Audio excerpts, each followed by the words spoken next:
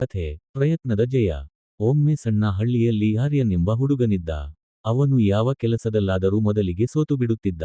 ಒಂದು ದಿನ ಶಾಲೆಯಲ್ಲಿ ಓಟ ಸ್ಪರ್ಧೆ ನಡೆಯಿತು. ಮೊದಲ ಬಾರಿಗೆ ಭಾಗವಹಿಸಿದ ಆರ್ಯನ್ ಮಧ್ಯದಲ್ಲೇ ನಿಂತುಬಿಟ್ಟ. ಎಲ್ಲರೂ ಅವನನ್ನು ಹಾಸ್ಯ ಮಾಡಿದರು. ಅಂದು ರಾತ್ರಿ ಅವನು ದುಃಖದಿಂದ ಅತ್ತ. ಆದರೆ ತಾಯಿಯ ಮಾತು ಅವನಿಗೆ ಪ್ರೇರಣೆ ನೀಡಿತು. ಮಗನೇ, ಜಯ ಎನ್ನುವುದು ಪ್ರಯತ್ನದ ಫಲ.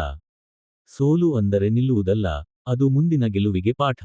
ಆ ದಿನದಿಂದ ಆರ್ಯನ್ ಪ್ರತಿದಿನ ಬೆಳಗ್ಗೆ ಓಡಾಟ ಅಭ್ಯಾಸ ಪ್ರಾರಂಭಿಸಿದ. ಮಳೆ ಬಿದ್ದರೂ, ಬಿಸಿಲಾದರೂ ಅವನು ನಿಲ್ಲಲಿಲ್ಲ. ದಿನಗಳು ಕಳೆದವು. ಮುಂದಿನ ವರ್ಷ ಮತ್ತೆ ಓಟ ಸ್ಪರ್ಧೆ ಆಯಿತು. ಎಲ್ಲರೂ ಹಿಂದಿನ ಆರ್ಯನ್ನನ್ನು ನೆನೆದು ಅವನನ್ನು ತೂಕಡಿಸಿದರು.